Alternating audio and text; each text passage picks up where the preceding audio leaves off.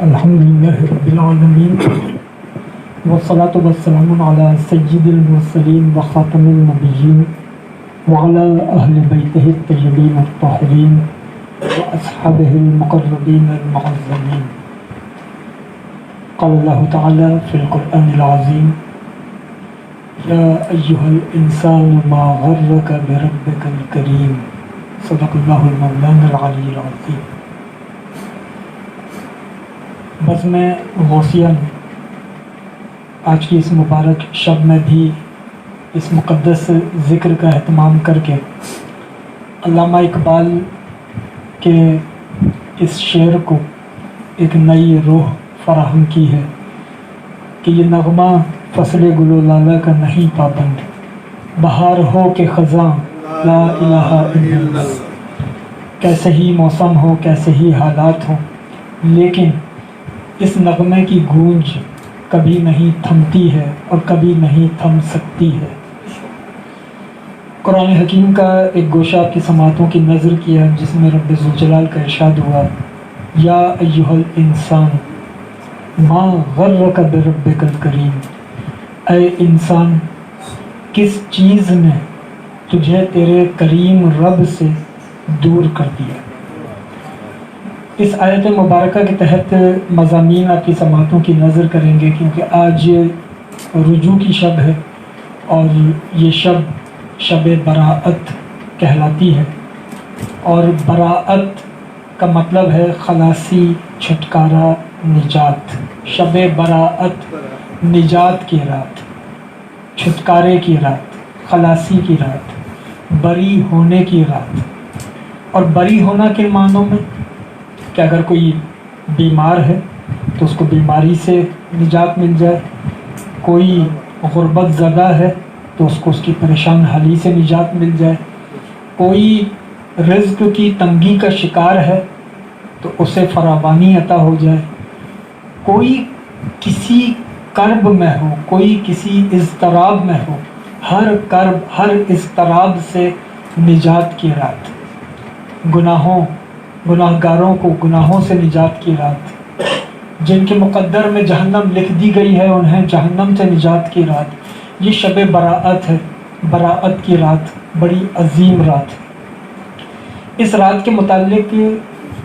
امت میں ایک طبقے کا خیال یہ ہے کہ شاید یہ رات ایک عام راتوں کی طرح ہے اور اس رات کی کوئی خصوصی اہمیت نہیں ہے. اس حوالے سے میں بڑے مختصر وقت میں چند مضامین پیش کروں گا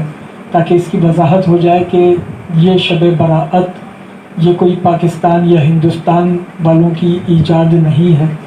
بلکہ اس کا تذکرہ خصوصیت کے ساتھ احادیث مبارکہ میں ہے. صحاح ستہ میں، سنن ابن ماجہ میں روایت موجود ہے، جامع ترمذی میں روایت موجود ہے، حضرت امام سیوطی نے، امام بیہقی نے روایات لکھی ہیں، اور جامع ترمذی میں انفرادیت یہ ہے کہ امام ترمذی نے شب براءت کے حوالے سے پورا ایک باب قائم کیا ہے، نصف شعبان. اور یہ نصف شعبان کیا ہے؟ یہ نصف شعبان یہی رات ہے جو شعبان کے بالکل نصف میں آتی ہے، بالکل درمیان میں آتی ہے. تو اب محدث اگر ایک باب قائم کرے اور وہ محدث بھی امام ترمذی جیسا محدث ہو، وہ ایک باب پورا قائم کرے نصف شعبان کے نام سے، اور اس باب میں وہ تمام احادیث انہوں نے جمع کی جو شب براءت کے حوالے سے تھی. تو جامع ترمذی میں پورا ایک چیپٹر ہونا اس بات کی دلیل ہے کہ یہ کوئی بعد والوں کی ایجاد نہیں ہے بلکہ اس کی ٹھوس بنیادیں ہیں. اب ان میں سے ایک روایت وہ میں پیش کر دیتا ہوں کہ ام المومنین سیدہ عائشہ صدیقہ رضی اللہ تعالی عنہا آپ فرماتی ہیں کہ ایک شب میں نے سرور کون و مکان کو ان کے بستر پر نہ پایا تو میں فکر مند ہو گئی. میں حضور کو تلاش کرنے کے لیے نکلی. میں نے دیکھا کہ سرور کون و مکان جنت البقیع میں ہے. آقا دو جہاں علیہ الصلوۃ والسلام کو میں نے جنت البقیع میں پا لیا. آقا دو جہاں علیہ الصلوۃ والسلام نے مجھ سے فرمایا کہ اے عائشہ، آج شعبان کی 15ویں شب ہے، اور اس شب میں خداوند ذوالجلال قبیلہ بنو کلاب کی بکریوں سے کی تعداد اور ان کے کل بالوں کی تعداد سے بڑھ کر گنہگاروں کو گناہوں سے نجات دیتا ہے۔ جہنم جن کے لیے لکھ دی گئی ہوتی ہے انہیں جہنم سے چھٹکارا دیتا ہے۔ اب یہ روایت بتاتی ہے کہ شعبان کی 15 کی شب تھی، سرکار جنت البقیع کے قبرستان میں تشریف لے گئے تھے، لیکن اب ممکن ہے کوئی یہ خیال کرے کہ شاید یہ ایک رات کا معمول تھا، ہر سال شعبان کی 15 کو یہ اہتمام نہیں ہوتا ہوگا، کسی ایک شب میں 15ویں شب میں یہ اہتمام حضور نے فرما لیا، یہ معمول نہیں تھا۔ تو اب یہ ذہن میں رہے کہ یہ معمول بھی تھا، اس لیے کہ اب دوسری روایت جو میں پیش کر رہا ہوں اسے امام احمد ابن حنبل نے لکھا ہے، امام بیہقی نے لکھا ہے، اور اس روایت کو امام سیوطی نے لکھا ہے، اور وہ روایت بھی ام المومنین عائشہ صدیقہ رضی اللہ تعالیٰ عنہ کی ہے۔ ام المومنین فرماتی ہیں کہ ایک شب میں نے دیکھا کہ حضور کا سجدہ طویل ہو گیا، معمول سے زیادہ طویل ہوا، تو مجھے فکر لاحق ہوئی، مجھے گمان گزرا کہ کہیں ایسا تو نہیں کہ جسم اقدس سے روح پرواز کر گئی ہو، تو میں نے سرور کون و مکان کے قدم مقدس کے انگوٹھے کو ہلایا، اور جب انگوٹھے کو ہلایا تو میں نے محسوس کیا کہ میرا خیال غلط ہے۔ پھر سرکار نے تکمیل نماز کی، اور جب تکمیل نماز کر لی تو پھر فرمایا کہ اے عائشہ، یہ شعبان کی 15ویں شب ہے، اور اس شب میں خداوند ذوالجلال کثرت سے گنہگاروں کی مغفرت فرماتا ہے، تو مجھے یہ پسند ہے کہ اس شب میں اپنے رب سے خاص رجوع کروں۔ اس کے علاوہ متعدد روایات ہیں، ایک روایت یہ ہے کہ جس میں بیان کیا گیا کہ اس شب میں لوگوں کے اعمال لکھے جاتے ہیں، کس کی زندگی کتنی ہوگی، کس کا رزق کتنا ہوگا، کس کی زندگیوں میں کیا کیا خوشیاں پریشانیاں آنی ہیں، یہ سب کا سب اس رات میں لکھا جاتا ہے۔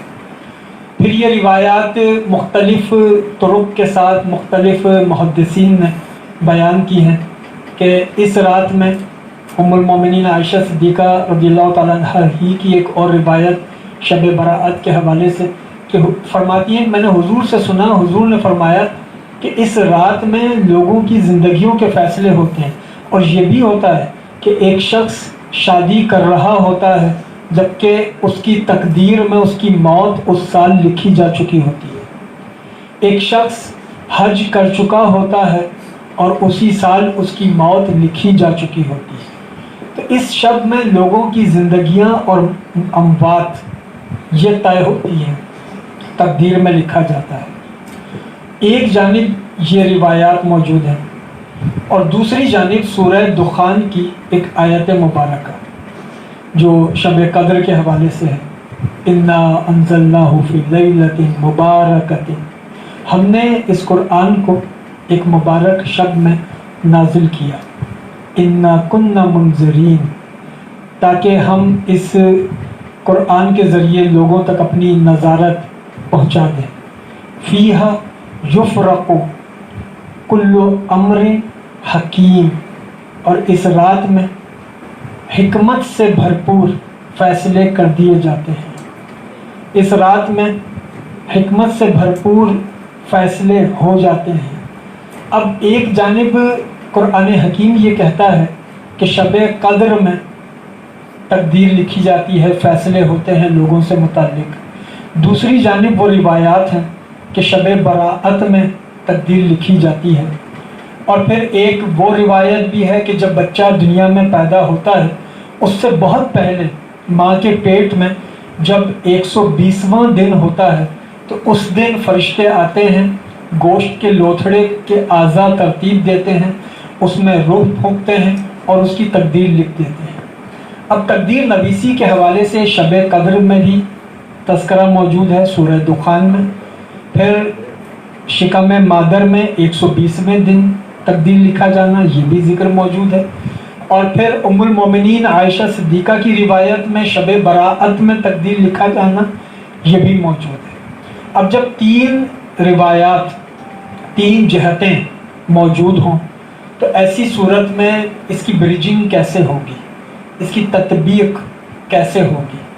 اب وہ تطبیق کی گئی ہے حضرت عبداللہ ابن عباس رضی اللہ تعالیٰ عنہ کے قول سے، اور اس قول کو اگر تھام لیا جائے تو یہ تینوں چیزیں ایک ترتیب میں آ جائیں گی۔ شکم مادر میں بچہ آیا اس کی تقدیر لکھی گئی، شب براءت میں تقدیر لکھی گئی، اور پھر شب قدر میں تقدیر لکھی گئی۔ حضرت عبداللہ ابن عباس فرماتے ہیں کہ شعبان کی جب 15ویں شب آتی ہے تو اس میں تقدیر لکھ دی جاتی ہے، اور جب شب قدر آتی ہے رمضان کی شب قدر آتی ہے تو پھر تقدیر فرشتوں کے حوالے کر دی جاتی ہے کہ وہ اس پر عمل درآمد شروع کر دیں۔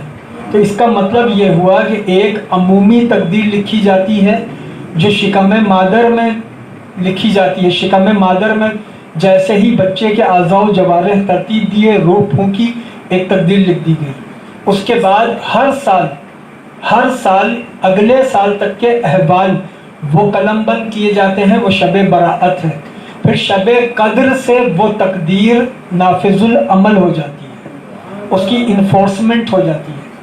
یعنی شب براءت میں تقدیر لکھی گئی اور شب قدر سے وہ نافذ العمل ہو گئی۔ لیکن اب خداوند ذوالجلال نے فرمایا تھا کہ ہم شب قدر میں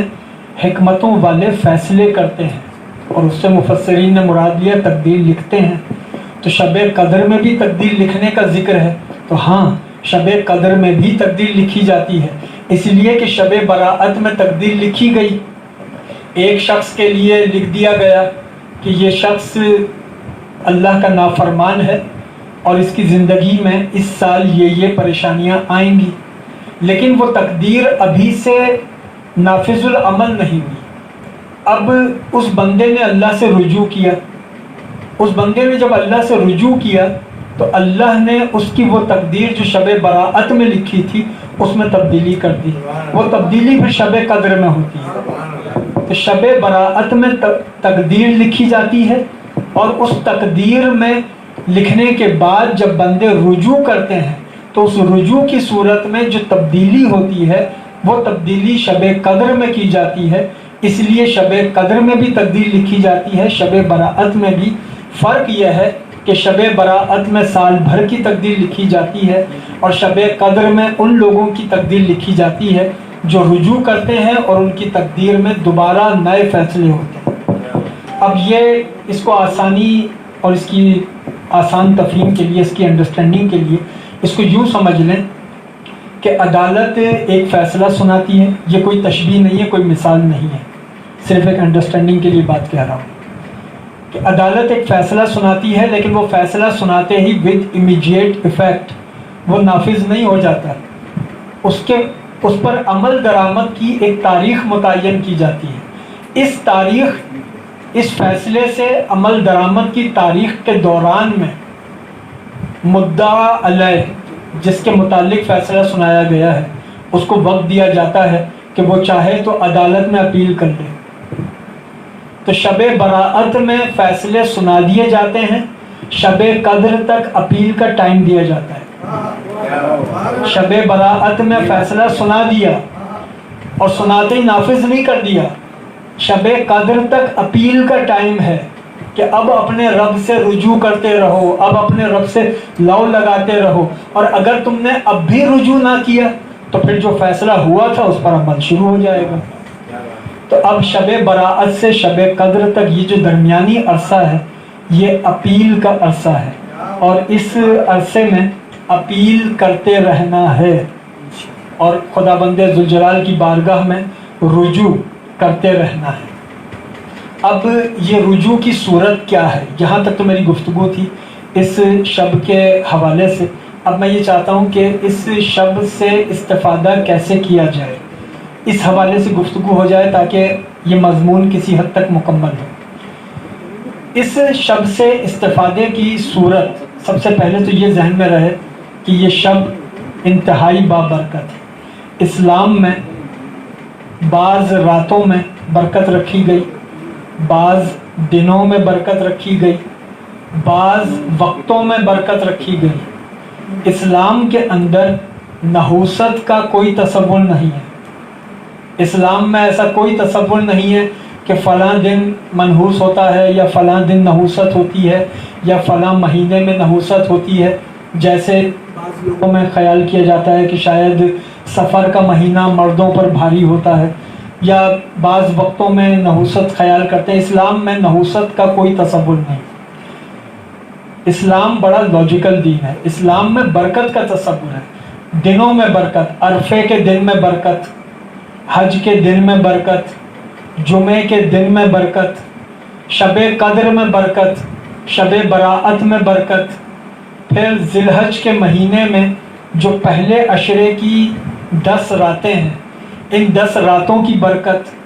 پھر رمضان کے آخری عشرے میں جو 5 طاق راتیں ہیں ان راتوں کی برکت۔ تو بعض دفعہ برکت کا تذکرہ راتوں کے حوالے سے ہے، بعض دفعہ برکت کا تذکرہ دنوں کے حوالے سے ہے، بعض دفعہ برکت کا تذکرہ دین میں مخصوص اوقات کے حوالے سے ہے۔ وہ اوقات کیا ہیں؟ جیسے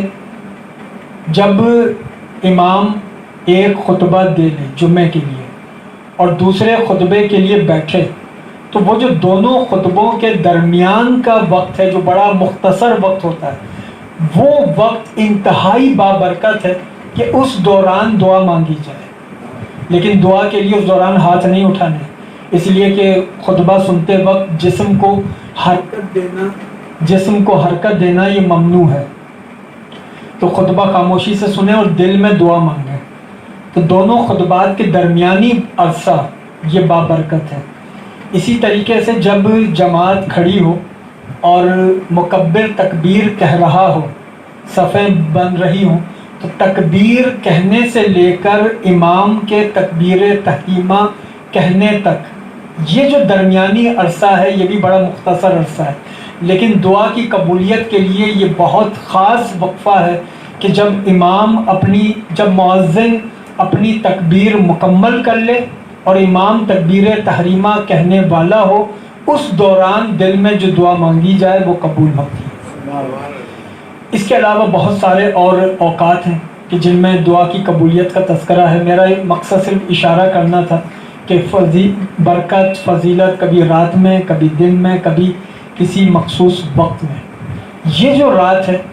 یہ رات پوری فضیلتوں والی ہے۔ اس رات کا جہاں ایک احوال میں نے احادیث سے پیش کیا، اس پر ایک قول ہے مولائے کائنات مولا علی مشکل کشا کا۔ وہ قول اس روایت کے ذریعے، اس قول کے ذریعے اس رات میں اور عام راتوں میں مولا علی نے ایک فرق بیان کیا ہے۔ وہ فرق کیا ہے؟ ہر رات، سارا سال یہ معمول ہے، ہر رات کے آخری پہر خداوند ذوالجلال اپنی شان کے شایان آسمان دنیا پر نزول فرماتا ہے، اور نزول فرمانے کے بعد وہ لوگوں سے کہتا ہے کہ ہے کوئی پریشان حال کہ اس کی پریشانی دور کی جائے، اگر کوئی بیمار ہے تو ہمیں پکارے، ہم اس کی بیماری کو صحت میں تبدیل کر دیں، اگر کوئی کسی کرب میں ہے وہ ہم سے رجوع کرے، ہم اس کو آسودگی دے دیں۔ ہر رات میں پورا سال شب کے آخری پہر آسمان دنیا پر خداوند ذوالجلال یہ ندا بلند کرتا ہے۔ مولا علی فرماتے ہیں کہ جب شب براءت آتی ہے، شعبان کی 15ویں شب آتی ہے، تو وہ ندا جو ہر رات کے آخری پہر میں دی جاتی ہے، وہ ندا مغرب سے ہی شروع ہو جاتی ہے۔ یعنی مغرب کا سورج ڈھلا اور خداوند ذوالجلال کی جانب سے ندا شروع ہو گئی۔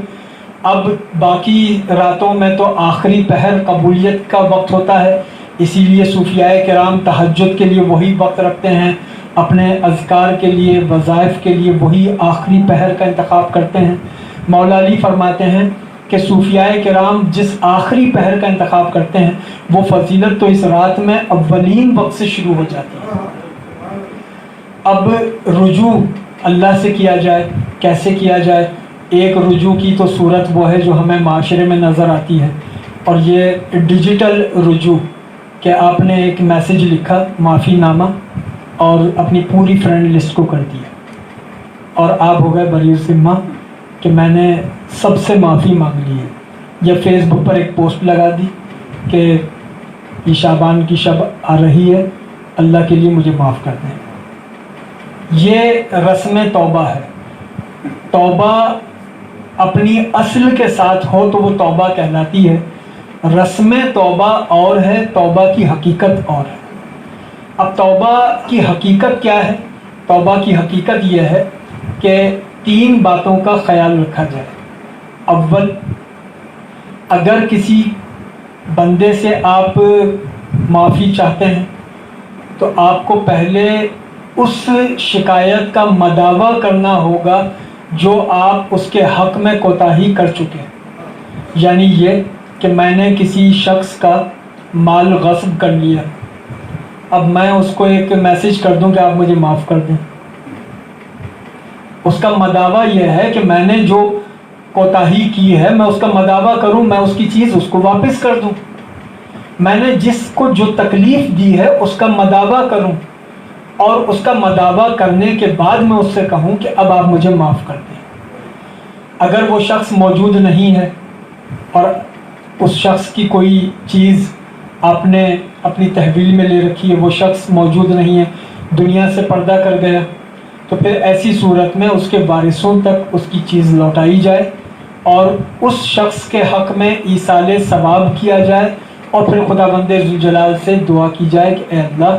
میں نے مداوع کر دیا، تو بھی مجھے معاف کر دے اور اس شخص کو میرے حق میں راضی فرما دے۔ پھر جو گناہ جس پر آدمی معافی مانگ رہا ہے اس کو نہ کرنے کا اس کے اندر عزم پایا جائے کہ آئندہ وہ نہیں کرے گا، یعنی یہ کہ میں لوگوں سے تو کہوں کہ آپ مجھے معاف کر دیں، لیکن میرے اندر ایسا کوئی ارادہ نہ ہو کہ میں آگے ان گناہوں سے بچوں گا، تو بھی یہ معافی نہیں ہوگی۔ معافی کی صورت یہی ہوتی ہے کہ گزشتہ جو خطا ہو چکی ہے اس کا مداوع کرے، آئندہ